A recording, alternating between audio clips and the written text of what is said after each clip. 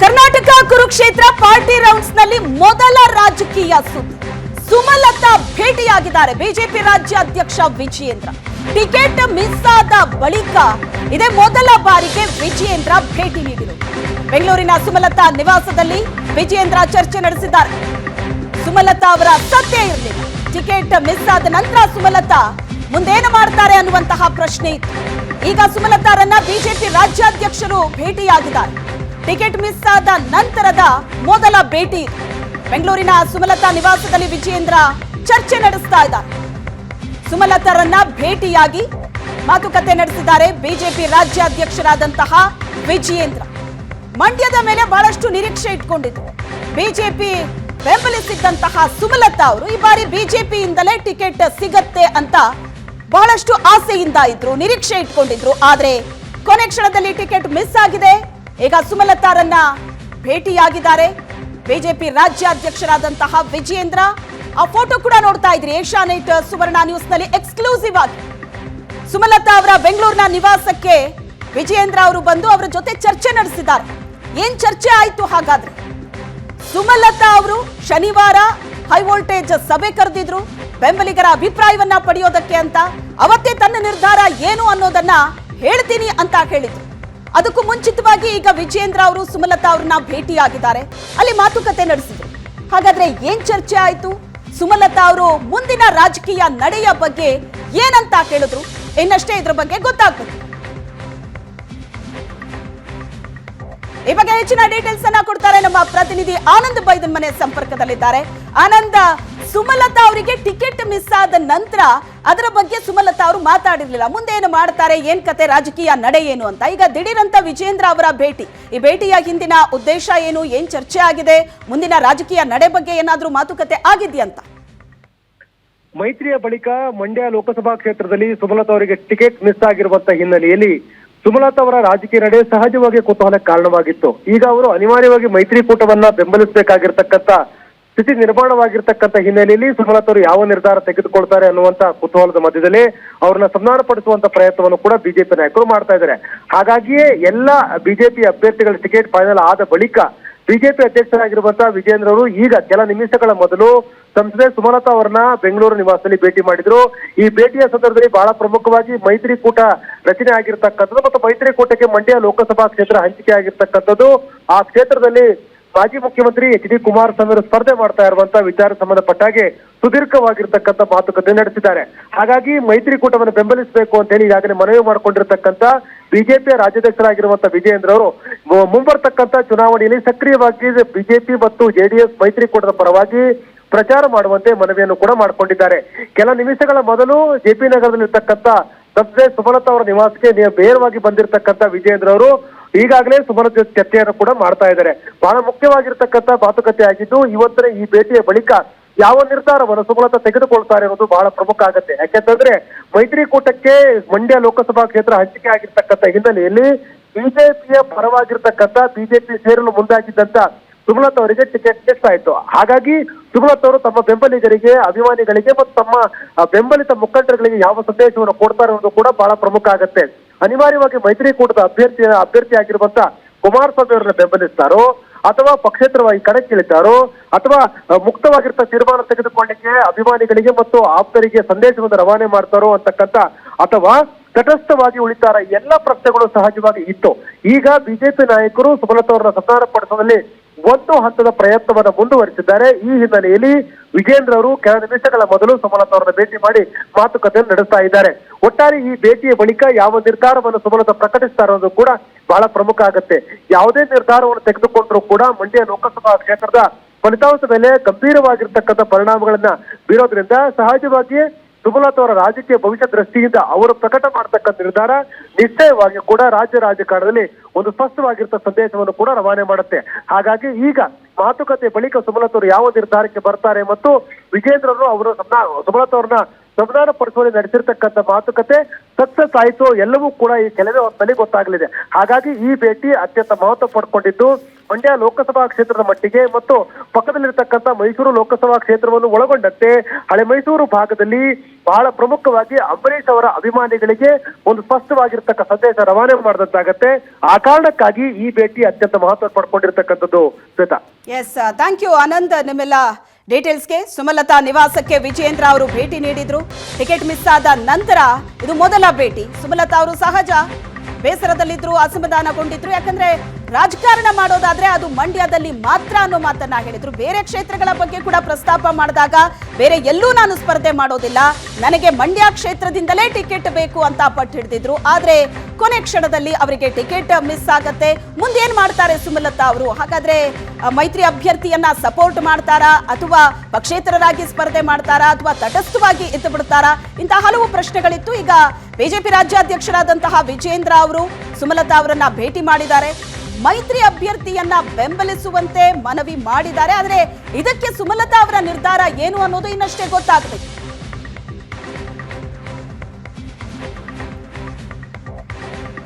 ಇನ್ನು ಲೋಕಸಭಾ ಚುನಾವಣೆ ಹತ್ರ ಬರ್ತಾ ಇದೆ. ಬಿಜೆಪಿ ಮತ್ತು ಜೆಡಿಎಸ್ ಮೈತ್ರಿ ಆಗಿದೆ. ಮೈತ್ರಿ ಗೆಲುವಿಗೆ ರಣತಂತ್ರವನ್ನ ಕೆಣಿಲಾಗ್ತಾ ಇದೆ. ಮೈತ್ರಿ ನಂತರ ಇದೇ ಮೊದಲ ಬಾರಿಗೆ ಕೋರ್ ಕಮಿಟಿ ಸಭೆ ನಡೆಯಿತು ಖಾಸಗಿ ಹೋಟೆಲ್ನಲ್ಲಿ. ಬಿಜೆಪಿ ಮತ್ತು ಜೆಡಿಎಸ್ ಒಟ್ಟಾಗಿ ಸಮನ್ವಯ ಸಭೆಯನ್ನ ನಡೆಸಲಾಯಿತು. ಖಾಸಗಿ ಹೋಟೆಲ್ನಲ್ಲಿ ನಡೆದಂತಹ ಮೀಟಿಂಗ್ ಇದು. ಲೋಕಸಭಾ ಚುನಾವಣೆಯಲ್ಲಿ ಮೈತ್ರಿ ಗೆಲುವಿಗೆ ರಣತಂತ್ರವನ್ನ ಕೆಣಿಯಲಾಗ್ತಾ ಇದೆ. ಮೈತ್ರಿ ನಾಯಕರ ಸಭೆಯಲ್ಲಿ ಘಟಾನುಘಟಿ ನಾಯಕರು ಭಾಗಿಯಾಗಿದ್ದರು. ಮಾಜಿ ಮುಖ್ಯಮಂತ್ರಿ ಯಡಿಯೂರಪ್ಪ, ದೇವೇಗೌಡರು, ವಿಜಯೇಂದ್ರ, ಎಚ್ಡಿಕೆ, ಆರ್ ಅಶೋಕ್ ಸಮನ್ವಯ ಸಭೆಯಲ್ಲಿ ಭಾಗಿಯಾಗಿ ಚರ್ಚೆಯನ್ನ ನಡೆಸಿದರು. ಜೆಡಿಎಸ್ ಮತ್ತು ಬಿಜೆಪಿ ಹೊಂದಾಣಿಕೆಯ ಬಗ್ಗೆ ಈ ಸಭೆಯಲ್ಲಿ ಗಂಭೀರವಾದ ಚರ್ಚೆ ಆಗಿದೆ. ಜೆಡಿಎಸ್ ಪರ ಬಿಜೆಪಿಯನ್ನ ಹೇಗೆ ಬಳಸ್ಕೋಬೇಕು, ಜೆಡಿಎಸ್ ಮತ ಇರೋ ಕ್ಷೇತ್ರಗಳಲ್ಲಿ ಯಾವ ರೀತಿ ಪ್ರಚಾರವನ್ನ ಮಾಡಬೇಕು, ಇವೆಲ್ಲದರ ಬಗ್ಗೆ ಚರ್ಚೆಯನ್ನ ನಡೆಸಲಾಯಿತು. ಜೊತೆಗೆ ಕಾರ್ಯಕರ್ತರನ್ನು ಕೂಡ ಒಗ್ಗೂಡಿಸುವಂತಹ ಪ್ರಯತ್ನ ಆಗಬೇಕಾಗಿದೆ. ಕೆಲವೊಂದಷ್ಟು ಕ್ಷೇತ್ರಗಳಲ್ಲಿ ಕೆಲವೊಂದಷ್ಟು ಅಸಮಾಧಾನಗಳಿದೆ, ಅದನ್ನ ಹೋಗಲಾಡಿಸುವ ನಿಟ್ಟಿನಲ್ಲಿ ಈ ಸಮನ್ವಯ ಸಭೆಯನ್ನ ಕೈಗೊಳ್ಳಲಾಯಿತು. ಹಲವು ಕ್ಷೇತ್ರಗಳಲ್ಲಿ ಜಂಟಿ ಪ್ರಚಾರ ನಡೆಸೋದ್ರ ಬಗ್ಗೆಯೂ ಕೂಡ ಚರ್ಚೆಯನ್ನ ನಡೆಸಲಾಯಿತು. ಈ ಸಭೆಯಲ್ಲಿ ಕಾಂಗ್ರೆಸ್ ಒಳ ಜಗಳದ ಲಾಭವನ್ನ ಪಡೆಯೋದ್ರ ಬಗ್ಗೆ ನಾಯಕರು ಮಾತಾಡಿದ್ದಾರೆ. ಕಾರ್ಯಕರ್ತರನ್ನ ವಿಶ್ವಾಸಕ್ಕೆ ತೆಗೆದುಕೊಳ್ಳೋದಕ್ಕೆ ಸಭೆಯಲ್ಲಿ ಸೂಚನೆ ಕೊಡಲಾಗಿದೆ. ಬಹಳ ಪ್ರಮುಖವಾಗಿ ಪ್ರಮುಖ ನಾಯಕರು ಕೂತು ಮೈತ್ರಿ ಮಾಡಿಕೊಂಡಿದ್ದಾರೆ ನಿಜ, ಆದ್ರೆ ಕಾರ್ಯಕರ್ತರನ್ನ ವಿಶ್ವಾಸಕ್ಕೆ ತೆಗೆದುಕೊಳ್ಬೇಕಾದಂತಹ ಅನಿವಾರ್ಯತೆ ಇರೋದ್ರಿಂದ ಅದರ ಬಗ್ಗೆಯೂ ಕೂಡ ಸೂಚನೆ ಕೊಡಲಾಗಿದೆ. ಇನ್ನು ಮೈತ್ರಿ ಸಮನ್ವಯ ಸಭೆಯಲ್ಲಿ ಯಾವೆಲ್ಲ ವಿಚಾರಗಳು ಚರ್ಚೆಗೆ ಬಂತು? ಬಿಜೆಪಿ ಜೆಡಿಎಸ್ ಕಾರ್ಯಕರ್ತರ ಮಧ್ಯೆ ಹೊಂದಾಣಿಕೆ ತರಬೇಕು, ಬಹಳ ಇಂಪಾರ್ಟೆಂಟ್ ಇದು. ಲೋಕಸಭೆ ಚುನಾವಣೆ ಹತ್ತಿರದಲ್ಲಿದೆ. ಕಾರ್ಯಕರ್ತರು ಪಕ್ಷದ ಪರವಾಗಿ ಕೆಲಸ ಮಾಡಬೇಕು. ಬಿಜೆಪಿ ಮತ್ತು ಜೆಡಿಎಸ್ ಮೈತ್ರಿ ಮಾಡಿಕೊಂಡಿದೆ ನಿಜ, ಆದ್ರೆ ಕಾರ್ಯಕರ್ತರಲ್ಲೂ ಕೂಡ ಅದೇ ರೀತಿಯಾದಂತಹ ಒಮ್ಮತ ಬರಬೇಕು. ಹಾಗಾಗಿ ಆ ನಿಟ್ಟಿನಲ್ಲಿ ಚರ್ಚೆ ಆಗಿದೆ. ತುಮಕೂರು ಕ್ಷೇತ್ರದಲ್ಲಿ ಬಿಜೆಪಿ ಜೆಡಿಎಸ್ ಒಟ್ಟಾಗಿ ಹೋಗಬೇಕು. ಮೋದಿ ಸಮಾವೇಶದಲ್ಲಿ ಜೆಡಿಎಸ್ ನಾಯಕರು ಕೂಡ ಭಾಗಿಯಾಗಬೇಕು ಅನ್ನೋದರ ಬಗ್ಗೆ ಚರ್ಚೆಯನ್ನ ನಡೆಸಲಾಯಿತು. ಮಂಡ್ಯದಲ್ಲಿ ಮೋದಿ ಸಮಾವೇಶ ಯಶಸ್ವಿ ಮಾಡೋದರ ಬಗ್ಗೆ ಚರ್ಚೆ ಆಯಿತು. ಸುಮಲತಾ ಮನವೊಲಿಸಿ ಮಂಡ್ಯದಲ್ಲಿ ಪ್ರಚಾರಕ್ಕೆ ತರಬೇಕು, ಈ ವಿಚಾರವೂ ಕೂಡ ಸಭೆಯಲ್ಲಿ ಚರ್ಚೆ ಆಗಿದೆ. ಇನ್ನು ಕಾಂಗ್ರೆಸ್ ಒಳಜಗಳ, ಕೆಲವೊಂದಷ್ಟು ಕ್ಷೇತ್ರದಲ್ಲಿ ಕಾಂಗ್ರೆಸ್ನ ಒಳಜಗಳ ಇದೆ, ಅದನ್ನ ಯಾವ ರೀತಿ ಲಾಭವಾಗಿ ಬಳಸ್ಕೋಬೇಕು ಅನ್ನೋದರ ಬಗ್ಗೆಯೂ ಕೂಡ ಈ ಸಮನ್ವಯ ಸಭೆಯಲ್ಲಿ ಚರ್ಚೆಯಾಗಿದೆ. ಹಾಸನದಲ್ಲಿ ಜೆಡಿಎಸ್ಗೆ ಕೆಲ ಬಿಜೆಪಿ ನಾಯಕರು ಕೂಡ ವಿರೋಧಿಸ್ತಾ ಇದ್ದಾರೆ, ಅಲ್ಲೂ ಕೂಡ ಸಮನ್ವಯವನ್ನ ತರಬೇಕಾಗಿದೆ. ಇದರ ಬಗ್ಗೆಯೂ ಕೂಡ ಈ ಸಭೆಯಲ್ಲಿ ಚರ್ಚೆ ಆಗಿದೆ. ಇನ್ನು ಈ ಸಭೆಯಲ್ಲಿ ಕುಮಾರಸ್ವಾಮಿ ಅವರು, ದೇವೇಗೌಡರು, ವಿಜಯೇಂದ್ರ ಅವರು ಎಲ್ಲ ಪ್ರಮುಖ ನಾಯಕರು ಭಾಗಿಯಾಗಿದ್ರು. ಏನ್ ಹೇಳಿಕೆ ಕೊಟ್ಟಿದ್ದಾರೆ ಬನ್ನಿ ನೋಡಿ. ಬಹುಶಃ 2018 ಮೈತ್ರಿ ಸರ್ಕಾರ ನಾವು ನೀವು ಸೇರ್ ಮಾಡಿದ್ರೆ ಇವತ್ತು ಸಹ ಸರ್ಕಾರ ನಮ್ಮ ಸರ್ಕಾರವೇ ಇರ್ತಿದ್ದೇನೋ ಅಂತಕ್ಕಂಥದ್ದು ನನ್ನ ಅಭಿಪ್ರಾಯ. ಬಿಜೆಪಿ ಜೆಡಿಎಸ್ ಸರ್ಕಾರವೇ ಮುಂದುವರಿದೆ. ಆದರೆ ಇವೆಲ್ಲ ಯಾವುದೋ ಒಂದು ವಿಧಿಯ ಆಟಗಳು ಅಂತಕ್ಕಂಥದ್ದು ನನ್ನ ಅಭಿಪ್ರಾಯ. 2006ರಲ್ಲೂ ಸಹ ನಾವು ಸರ್ಕಾರವನ್ನು ಮಾಡಿದಾಗ ದೇಶಕ್ಕೆ ಮಾದರಿ ಆಗ್ತಕ್ಕಂಥ ರೀತಿಯ ಒಂದು ಮೈತ್ರಿ ಸರ್ಕಾರ 20 ತಿಂಗಳು ನಡೆಸಿದ್ದೇವೆ. 20 ತಿಂಗಳ ಆಡಳಿತದ ಬಗ್ಗೆ ಜನಮಾನಸದಲ್ಲಿ ಇವತ್ತು ಚರ್ಚೆ ಇದೆ. ಈ ಚುನಾವಣೆ ಇವತ್ತು ಲೋಕಸಭೆ ಚುನಾವಣೆ ವೇದಿಕೆ ಆಗಬೇಕು ಅಂತಕ್ಕಂಥದ್ದು ನನ್ನ ಅಭಿಪ್ರಾಯ. ಇವತ್ತು ಕಾಂಗ್ರೆಸ್ ನಾಯಕರುಗಳು ಕೆಲವು ಅಪಪ್ರಚಾರಗಳನ್ನು ಏನು ಮಾಡ್ತಾ ಇದ್ದಾರೆ.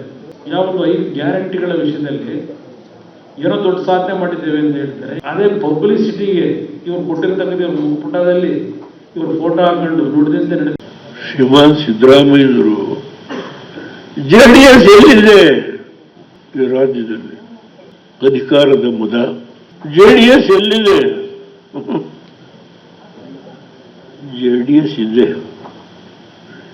ಎಲ್ಲಿದೆ ಅನ್ನೋದನ್ನು ತೋರಿಸುವ ಸಾಮರ್ಥ್ಯ 91ನೇ ವಯಸ್ಸಿನ ದೇವೇಗೌಡನಿಗೆ ಇದೆ ಅನ್ನೋದನ್ನ ಸಾಬೀತು ಮಾಡ್ತೀನಿ. ನಾನು ಯಾರ ಭಯಕ್ಕೂ ಹಂಚಿಕೊಳ್ಳೋದಿಲ್ಲ, ಯಾರ ಭಯಕ್ಕೂ ಹಂಚಿಕೊಳ್ಳೋದಿಲ್ಲ. ಆ ಭಯ ಅನ್ನೋದೇ ನನಗಿಲ್ಲ. ಯಾವ ದಿವಸದ ಏನೇನಾಗಿದೆ ಯಡಿಯೂರಪ್ಪನವರೇ ಎಲ್ಲ ಹೇಳೋ ಶಕ್ತಿ ಇದೆ. ನನ್ನನ್ನು ತುಮಕೂರಲ್ಲೇ ನಿಲ್ಲಿಸಿ ನನ್ನನ್ನು ಸೋಲಿಸ್ತಾರೆ. ಕೋರ್ ಕಮಿಟಿ ಅಧ್ಯಕ್ಷರು JT ದೇವೇಗೌಡರು. ಮೈಸೂರಿನ ಚಾಮರಾಜನಗರ ಸೀಟ್ 2 ಸೀಟನ್ನ ಗೆಲ್ಲಿಸುವಂಥ ಶಕ್ತಿ ನಿಮಗಿದೆ ಅಂತ ನಾನು ತಿಳ್ಕೊಂಡಿದ್ದೆ. ಸಿದ್ದರಾಮಯ್ಯರ ಗರ್ವ ಭಂಗ ಆಗಬೇಕು. ಆ ಗರ್ವ ಭಂಗ ಆಗಬೇಕಾಗಿದ್ರೆ ನಾವು ನಿಷ್ಠೆಯಿಂದ ಹೋರಾಟ ಮಾಡುವ ಛಲ ನಮ್ಮಲ್ಲಿರಬೇಕು. ಒತ್ತಿ ಹೇಳ್ತಾ ಇದ್ದೇನೆ. ಅಶೋಕ್ನ ಜವಾಬ್ದಾರಿ ಕೊಟ್ಟಿದ್ದಾರೆ, ಬೆಂಗಳೂರು ಗ್ರಾಮಾಂತರ. ಸಿದ್ದರಾಮಯ್ಯರು ಮಾತಾಡ್ತಾರೆ, ಮುಖ್ಯಮಂತ್ರಿ ಬಹಳ ಗಟ್ಟಿಯಾಗಿರಬೇಕು, ಪ್ರಧಾನಮಂತ್ರಿ ಆಗಿರೋ ತುಂಬಾ. ತಮಗೆಲ್ಲ ತಿಳಿದಿರೋ ಹಾಗೆ ಹಿಂದೆ 2006ರಲ್ಲೂ ಸಹ ಬಿಜೆಪಿ ಮತ್ತು JDS ಪಕ್ಷಗಳ ನಡುವೆ ಹೊಂದಾಣಿಕೆಗಳು ಆಗಿತ್ತು.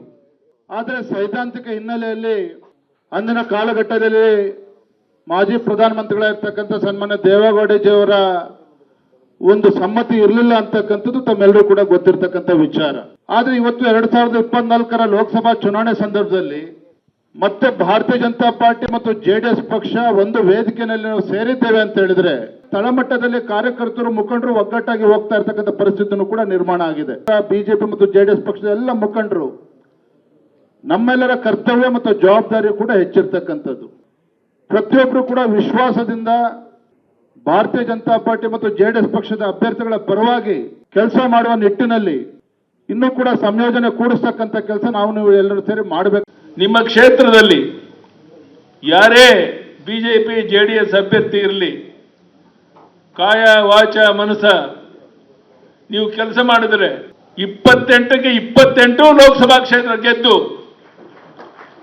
ಮಾನ್ಯ ದೇವೇಗೌಡಜಿಯವರನ್ನ, ನಮ್ಮ ರಾಜ್ಯದ ಅಧ್ಯಕ್ಷರನ್ನ 28 ಲೋಕಸಭಾ ಕ್ಷೇತ್ರದಲ್ಲಿ ಗೆದ್ದುವಂತಹ ಸದಸ್ಯನ ಕರ್ಕೊಂಡು ಮೋದಿ ಅವರ ಜೊತೆ ಕರ್ಕೊಂಡು ಹೋಗೋದಕ್ಕೆ ನಾವೆಲ್ಲ ಸಿದ್ಧ ಇದ್ದೇವೆ. ಅದಕ್ಕೆ ನಿಮ್ಮ ಆಶೀರ್ವಾದ ಬೆಂಬಲ ಬೇಕು ಅಂತ ಮಾತ್ರ ಈ ಸಂದರ್ಭದಲ್ಲಿ ಪ್ರಾರ್ಥನೆ ಮಾಡ್ತೇನೆ. ಇವತ್ತು ಬಿಜೆಪಿ JDS ಬೇರೆ ಅಲ್ಲ, ನಾವೆಲ್ಲ ಒಂದೇ ತಾಯಿಯ ಮಕ್ಕಳಂತೆ. ಪ್ರಾಮಾಣಿಕವಾಗಿ ಬಿಜೆಪಿ JDS ಅಭ್ಯರ್ಥಿ ಯಾರೇ ಇರಲಿ ಅವ್ರನ್ನ ಗೆಲ್ಲಿಸುವಂತ ಪಣವನ್ನ ತೊಟ್ರೆ ಅದನ್ನ ತಡೆಯೋದಕ್ಕೆ ಯಾರಿಂದಲೂ ಸಾಧ್ಯ ಇಲ್ಲ. ಬಿಜೆಪಿ JDS ಹೊಂದಾಣಿಕೆಯನ್ನ ಮೆಚ್ಚಿದ್ದಾರೆ, ಬೆಂಬಲ ಕೊಡಕ್ಕೆ ಸಿದ್ಧ ಇದ್ದಾರೆ. ನಾವು ನೀವೆಲ್ಲ ಸೇರಿ ಹಿಂದಿನಿಂದ ಈ ಬಗ್ಗೆ ಹೆಚ್ಚಿನ ಡೀಟೇಲ್ಸ್ ಅನ್ನ ಕೊಡ್ತಾರೆ ನಮ್ಮ ರಾಜಕೀಯ ವಿಶ್ಲೇಷಕರಾದಂತಹ ಪ್ರಶಾಂತ್ ನಾಥ್ ಸಂಪರ್ಕದಲ್ಲಿದ್ದಾರೆ. ಪ್ರಶಾಂತ್, ಈ ತರದ ಮೈತ್ರಿಗಳಾದಾಗ ಸಾಮಾನ್ಯವಾಗಿ ಕಾರ್ಯಕರ್ತರು ಹೇಳೋದು AC ರೂಮಲ್ಲಿ ಕುತ್ಕೊಂಡು ಪ್ರಮುಖ ನಾಯಕರು ಮೈತ್ರಿ ಮಾಡ್ಕೊಂಡು ಬಿಡ್ತಾರೆ, ಆದ್ರೆ ಗ್ರೌಂಡ್ ಮಟ್ಟದಲ್ಲಿ ನಾವು ಅಭ್ಯರ್ಥಿಗಳನ್ನ ಗೆಲ್ಲಿಸ್ಕೊಂಡು ಬರೋದಕ್ಕೆ ಏನೇನೋ ಗೊಂದಲಗಳನ್ನ ಗಲಾಟೆಗಳನ್ನ ಮಾಡ್ಕೊಂಡಿರ್ತೀವಿ, ಏಕಾಏಕಿ ನೀವು ಒಟ್ಟಾಗಿ ಕೆಲಸ ಮಾಡಿ ಅಂತ ಅಂದ್ರೆ ಕಷ್ಟ ಅಂತ. ಬಹಳ ದೊಡ್ಡ ಟಾಸ್ಕು ಕಾರ್ಯಕರ್ತರನ್ನ ವಿಶ್ವಾಸಕ್ಕೆ ಪಡೆಯೋದು. ಅದರ ಜೊತೆಗೆ ಸಮನ್ವಯ ಸಭೆಯಲ್ಲಿ ಒಂದಷ್ಟು ಚರ್ಚೆಗಳಾಯ್ತು.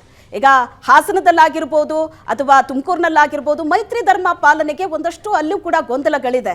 ಈಗ ಮಂಡ್ಯಕ್ಕೆ ಸುಮಲತಾ ಅವ್ರನ್ನ ಕರ್ಕೊಂಡು ಬರಬೇಕು ಅನ್ನೋ ವಿಚಾರ ಕೂಡ ಚರ್ಚೆ ಆಯಿತು. ಹಾಗಾದ್ರೆ ಸಭೆಯಲ್ಲಿ ಚರ್ಚೆ ಆದಂತಹ ಆ ವಿಚಾರ ಅದರ ಒಂದು ಭಾಗವಾಗಿಯೇ ಸಭೆ ನಂತರ ವಿಜಯೇಂದ್ರ ಅವರು ಸುಮಲತಾ ಅವರನ್ನ ಭೇಟಿ ಮಾಡಿದ್ದ.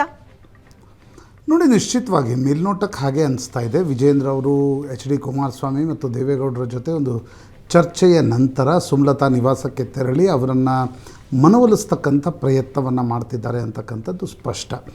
ನನಗನ್ಸುತ್ತೆ ಸುಮಲತಾ ಅವರು ಇಷ್ಟು ದಿನ ಸುಮ್ಮನಿದ್ದಾರೆ ಅಂತಂದರೆ ನಾಳೆ ಅವರು ಅಧಿಕೃತವಾಗಿ ಹೇಳಿಕೆ ಕೊಡೋರಿದ್ದಾರೆ ಅನ್ನೋದನ್ನು ಮೂಲಗಳು ತಿಳಿಸ್ತಾ ಇವೆ. ಬಹುತೇಕ ಬಂಡಾಯದ ಸಾಧ್ಯತೆಗಳು ಕಡಿಮೆ, ತಮ್ಮ ಬೇಸರವನ್ನು ಹೊರಹಾಕ್ಬೋದು. ಆದರೆ ಪಕ್ಷೇತರರಾಗಿ ಬಂಡಾಯ ಅಭ್ಯರ್ಥಿಯಾಗಿ ನಿಲ್ತಕ್ಕಂಥ ಸಾಧ್ಯತೆಗಳು ಕಡಿಮೆ ಅಂತಕ್ಕಂಥದ್ದನ್ನು ಈ ಹಂತದಲ್ಲಿ ಹೇಳಲಾಗ್ತಾ ಇದೆ. ಈಗ ನಾಳೆ ಏನೇನಾಗುತ್ತೆ ಒಂದು ದಿನದಲ್ಲಿ ಅಂತಕ್ಕಂಥದ್ದು ಗೊತ್ತಿಲ್ಲ. ಶ್ವೇತಾ, BJP ಮತ್ತು JDSನ ಮೈತ್ರಿ ವಿಧಾನಸಭಾ ಚುನಾವಣೆಯ ಹೀನಾಯ ಸೋಲಿನ ನಂತರ ಆಗಿದೆ. ಹಳೆ ಮೈಸೂರು ಭಾಗದಲ್ಲಿ BJP 3% ಹೆಚ್ಚಿಗೆ ಓಟ್ ಪಡಿತು. ಸುಮಾರು 50%ರಷ್ಟು ಸೀಟ್ಗಳನ್ನು JDS ಕಳೆದುಕೊಳ್ತು ವಿಧಾನಸಭಾ ಚುನಾವಣೆಯಲ್ಲಿ. ಅದಕ್ಕೆ ಪ್ರಮುಖ ಕಾರಣ 5% ವೋಟನ್ನು DK ಶಿವಕುಮಾರ್ ಒಯ್ದರು, 3% ವೋಟನ್ನು BJP ಒಯ್ದ ಕಾರಣದಿಂದಾಗಿ JDS ಸುಮಾರು 8% ಮತಗಳನ್ನು ವಿಧಾನಸಭಾ ಚುನಾವಣೆಯಲ್ಲಿ ಕಳ್ಕೊಳ್ತು. BJPಯ ಹೈಕಮಾಂಡ್ಗೂ ಕೂಡ ಅನಿಸಿದ್ದು ಕಾಂಗ್ರೆಸ್ಸನ್ನು ಲೋಕಸಭಾ ಚುನಾವಣೆಯಲ್ಲಿ ಹಳೆ ಮೈಸೂರು ಭಾಗದಲ್ಲಿ ತಡೆಯಬೇಕಾದರೆ BJP ಮತ್ತು JDS ಒಟ್ಟಾಗಿ ಬರಬೇಕು ಅಂತಕ್ಕಂಥದ್ದು. ಇಲ್ಲಿಯವರೆಗೆ ದಿಲ್ಲಿಯಲ್ಲಿ ಸಾಕಷ್ಟು ಮಾತುಕತೆಗಳಾಗಿವೆ. ಕುಮಾರಸ್ವಾಮಿ ಅಮಿತ್ ಶಾ ನಿವಾಸಕ್ಕೆ ಹೋಗಿದ್ದಾರೆ, ನಡ್ಡಾ ಅವ್ರನ್ನ ಭೇಟಿಯಾಗಿದ್ದಾರೆ, ದೇವೇಗೌಡರು ಮೋದಿಯವ್ರನ್ನ ಭೇಟಿಯಾಗಿದ್ದಾರೆ. ಆದರೆ ರಾಜ್ಯ ನಾಯಕರು ಪರಸ್ಪರ ಕುಳಿತುಕೊಂಡು ಸ್ಟ್ರಾಟಜಿ ಮಾಡೋದಾಗಲಿ, ಚರ್ಚೆ ಮಾಡೋದಾಗಲಿ, ಒಂದು ನೋಡಿ, ಪರಸ್ಪರ ಭೇಟಿಯಾಗೋದು, ಚಹಾ ಕುಡಿಯೋದು ಅಂದರೆ ಏನು, ನಿಮ್ಮ ಮಧ್ಯದ ಒಂದು ಬಾನ್ಹೊಮಿ ಜಾಸ್ತಿ ಆಗುತ್ತೆ ಅಂತಕ್ಕಂಥದ್ದು, ನಿಮ್ಮ ಮಧ್ಯದ ಸೌಹಾರ್ದ ಜಾಸ್ತಿ ಆಗುತ್ತೆ ಅಂತಕ್ಕಂಥದ್ದು. ಇಲ್ಲಿಯವರೆಗೆ 2-3 ತಿಂಗಳಲ್ಲಿ ಆ ರೀತಿಯ ಯಾವುದೇ ಸಭೆಗಳನ್ನು ನಡೆಸಿರಲಿಲ್ಲ. ಆಗಾಗ ಕುಮಾರಸ್ವಾಮಿ ಯಡಿಯೂರಪ್ಪನವ್ರನ್ನ ಭೇಟಿಯಾದರು, ವಿಜೇಂದ್ರ ಹೋಗಿ ಕುಮಾರಸ್ವಾಮಿಯವ್ರನ್ನ ಭೇಟಿಯಾದರು. ಈ ಪ್ರಶ್ನೆ ಬೇರೆ. ಆದರೆ ಪ್ರಮುಖವಾಗಿರ್ತಕ್ಕಂಥ ಶಾಸಕರನ್ನು, ನಾಯಕರನ್ನು ಒಟ್ಟಿಗೆ ಕೂರಿಸಿ ಲೋಕಸಭಾ ಚುನಾವಣೆಗೆ ಹೇಗೆ ಸ್ಟ್ರಾಟಜಿ ಮಾಡಬೇಕು ಅಂತಕ್ಕಂಥದ್ರ ಬಗ್ಗೆ ಮತ್ತು ಇವತ್ತು ದೇವೇಗೌಡರ ಭಾಷಣದ ಬಗ್ಗೆ BJPಯ ಅನೇಕ ನಾಯಕರು ಹೇಳ್ತಾ ಇದ್ದರು. One of the best speeches ದೇವೇಗೌಡರು ಇವತ್ತು BJP JDSನ ಸಭೆಯಲ್ಲಿ ಮಾಡಿದರು. ಆ ಫೈಟಿಂಗ್ ಸ್ಪಿರಿಟೇ ಮೋಟಿವೇಶ್ನಲ್ ಇತ್ತು ಅಂತಕ್ಕಂಥದ್ದನ್ನು ಕೆಲ BJP ನಾಯಕರು ನನಗೆ ಫೋನ್ ಮಾಡಿ ಹೇಳ್ತಾ ಇದ್ದರು ಶ್ವೇತಾ. ಅದರ ಅರ್ಥ ಸ್ಪಷ್ಟ. BJP JDS ನಾಯಕರು ಒಟ್ಟಾಗಿ ಬಂದಾಗ ಒಂದು ರೀತಿಯಾಗಿರ್ತಕ್ಕಂಥ ಸೌಹಾರ್ದ ಏನು ನಿರ್ಮಾಣ ಆಗುತ್ತೆ, ಅದು ಕೆಳಗಡೆ ಕೂಡ ಪರ್ಕ್ಯುಲೇಟ್ ಆಗಬೇಕು ಅಂತಕ್ಕಂಥ ಪ್ರಯತ್ನ BJP JDS ನಾಯಕರದ್ದಿದೆ. ನೀವು ಕೇಳಿದಂತೆ ಹಾಸನ ಕ್ಷೇತ್ರದಲ್ಲಿ ಏನಾಗುತ್ತೆ, ಇವತ್ತು ಪ್ರೀತಮ್ ಗೌಡ ಕೂಡ ಸಭೆಯಲ್ಲಿ ಭಾಗವಹಿಸಿದರು. ಹಾಸನದಲ್ಲಿ ಒಂದು ಪ್ರೀತಮ್ ಗೌಡರ ಕ್ಷೇತ್ರ ಮತ್ತು ಬೇಲೂರು ಸಕಲೇಶ್ಪುರ BJP ಗೆದ್ದಿದೆ. ಪ್ರೀತಮ್ ಗೌಡ ನಂಬರ್ 2 ಇದ್ದರು ಹಾಸನದಲ್ಲಿ. ಅವರು ತಮ್ಮ ವೋಟನ್ನು JDSಗೆ ಶಿಫ್ಟ್ ಮಾಡಿಸ್ತಾರಾ ಅಥವಾ ತಟಸ್ಥರಾಗುಳಿತಾರ, ಎಲ್ಲ ಪ್ರಶ್ನೆಗಳಿವೆ.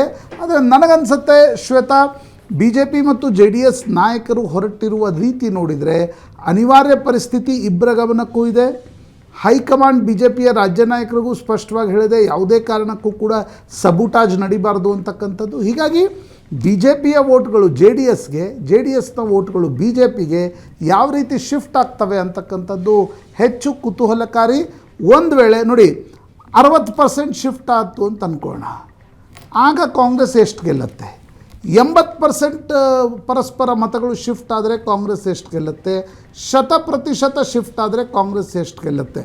ಹೀಗಾಗಿ ವೇರಿಯಿಂಗ್ ಡಿಗ್ರಿ ಇರುತ್ತೆ.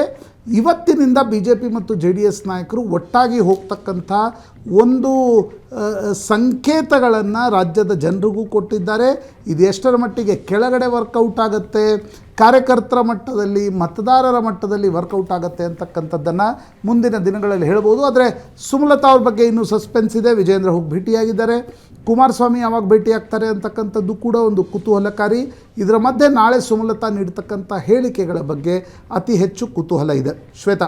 ಓಕೆ ಪ್ರಶಾಂತ್, ಈಗ ನಾಳೆ ಸುಮಲತಾ ಅವರು ಬೆಂಬಲಿಗರ ಸಭೆ ನಡೆಸಿ ಅದಾದ ನಂತರ ನನ್ನ ನಿರ್ಧಾರ ಏನು ಹೇಳ್ತೀನಿ ಅಂತ ಹೇಳಿದ್ದಾರೆ. ಅದಕ್ಕೂ ಮುಂಚಿತವಾಗಿ ವಿಜೇಂದ್ರ ಅವರು ಭೇಟಿಯಾಗಿರೋದು. ಸೊ ಸಭೆಯಲ್ಲಿ ಏನು ವಿಚಾರವನ್ನ ಸುಮಲತಾ ಅವ್ರು ಹೇಳೋಕೆ ಹೊರಟಿದ್ದಾರೋ ಗೊತ್ತಿಲ್ಲ. ಅದ್ರ ಮೇಲೆ ಏನಾದರೂ ಪರಿಣಾಮ ಬೀರುತ್ತಾ?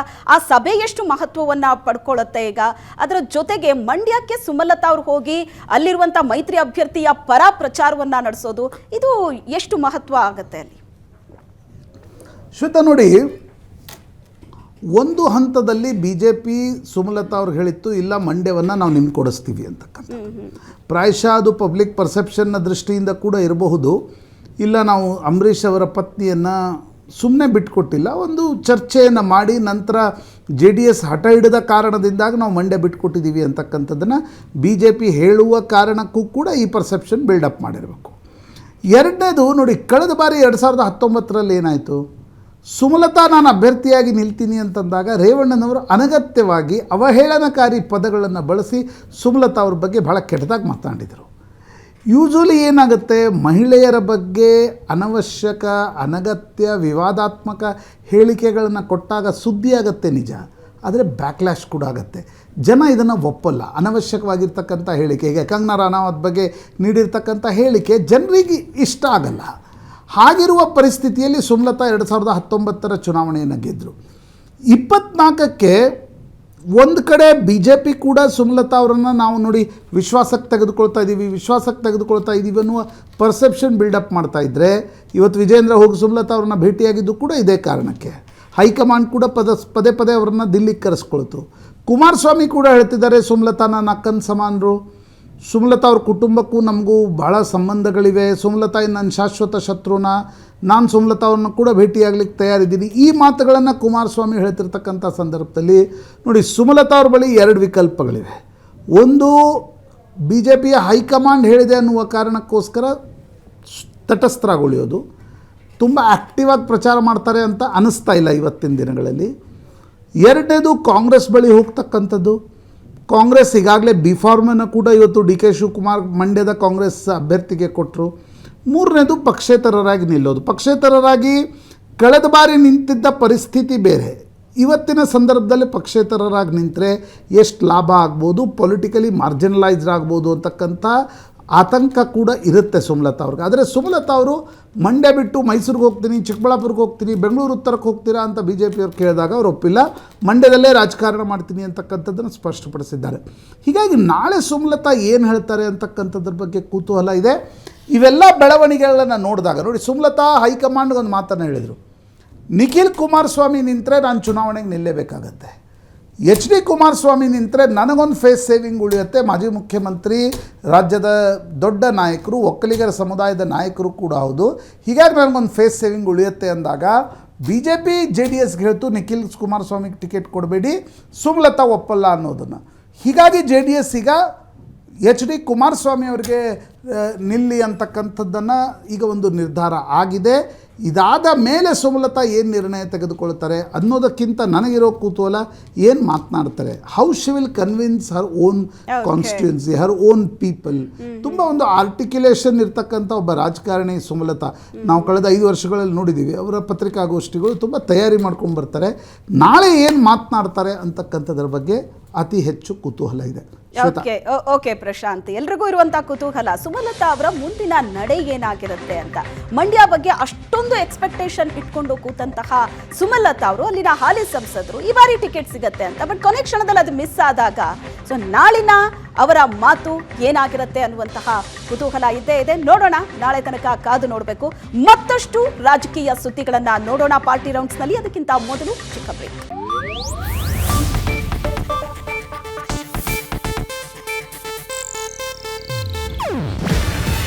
ಇದು ಏಷ್ಯಾನೆಟ್ ನ್ಯೂಸ್ ನೆಟ್ವರ್ಕ್ ಪ್ರಸ್ತುತಿ. ನೀವು ನೋಡ್ತಿದ್ದೀರಾ ಏಷ್ಯಾನೆಟ್ ಸುವರ್ಣ ನ್ಯೂಸ್.